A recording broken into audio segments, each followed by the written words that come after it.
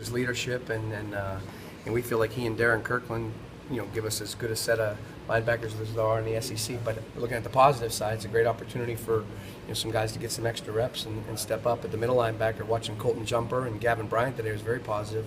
At the will, it's a great opportunity for Cortez McDowell and Cortez Sapp, because also now obviously Dylan Bates is down as well. So we'll make the best of it, and I'm sure glad it's not the regular season, it's the preseason here. And like I said, we'll coach the guys that are out there, and we'll coach them real hard. Bob, do you have to tell those guys that or have more opportunity now that this is their chance, or is it kind of understood that they know that this is their chance?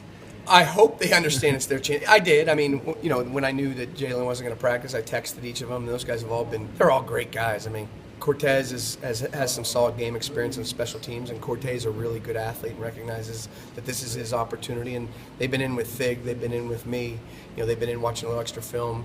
And the thing that's really neat, if you watch it, I use the term "pay it forward." I watch Derek Barnett instruct a young D lineman. I watch Jalen instruct the young linebackers out there. I watch, even though he's not hurt, I watch Cam Sutton work with the young defensive backs. It's really kind of Evan Berry, who's hurt right now, helping the young safeties. That's when you got yourself a culture that's really positive.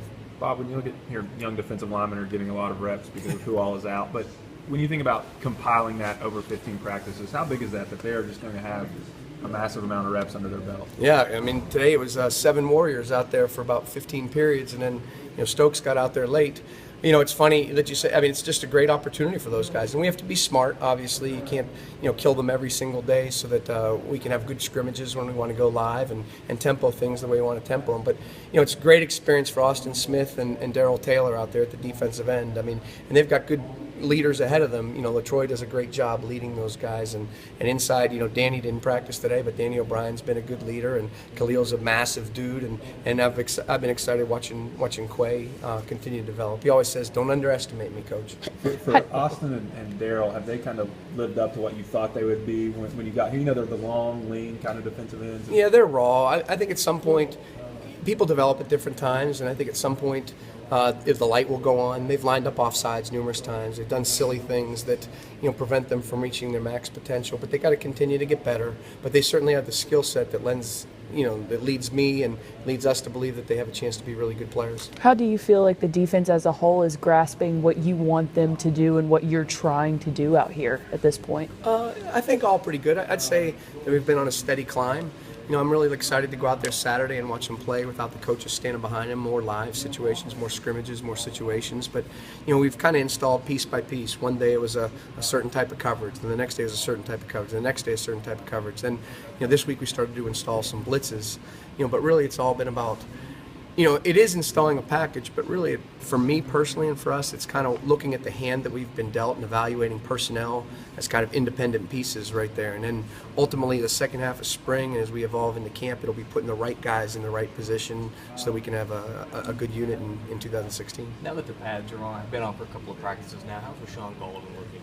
He's good, man. He's real good. I mean, I said it the other day, safety, which is maybe initially perceived as a position of weakness when you lose, Randolph and McNeil, it could be a position of strength. TK is a leader. TK is a guy who has 6 interceptions in 2 years, has played a lot at critical times for us. And really, Rashawn, we've always felt is one of our more talented players.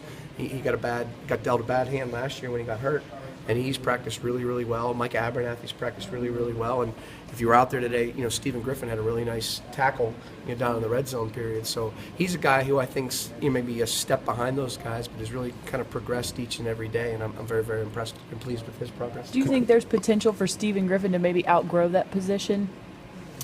At the moment, no. In the spring, he's the fourth safety. It's Micah and Rashawn at one position, TK and him at the other. But if you look at today's college game, in baseball they always say you want to be good up the middle, the catcher, pitcher, second and short, and center field. Well, baseball, it's really in football, it's up the alleys now. The Mike and 2 tackles are one set of people. The outside linebackers, DNs, and safeties are all kind of the same body type in small, medium, and large. So they've all got to be able to play in the perimeter. They all got to be able to run. They all got to be able to do things. So, if he can do those type of things, Steven's an athlete who I could see being versatile enough to do a lot of different things. I mean, he and Quay and Cortez are really very similar body types. So, Cool. Yeah, certainly. Sorry, Coach. How do you view safety? Some coaches look at him as free and strong.